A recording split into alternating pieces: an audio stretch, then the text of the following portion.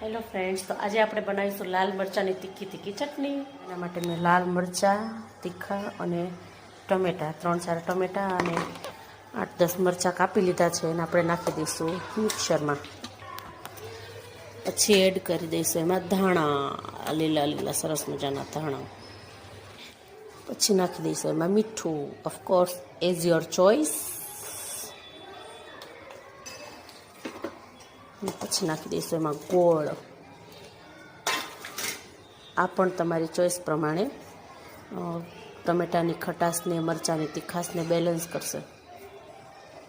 આમાં તમારે લીંબુ નાખવું હોય તો નાખી શકો છો, પણ હું અત્યારે નથી નાખતી. પછી જરૂર પડે તો નાખીશ, કારણ કે મરચાં પણ ખાટા મીઠા હોય અને ટમેટા ઓલરેડી ખાટા હોય.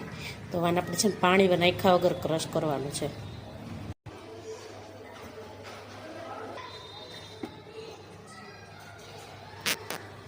વાવ, ક્રશ થઈ ગઈ છે. ચાલો ટેસ્ટ કરીએ.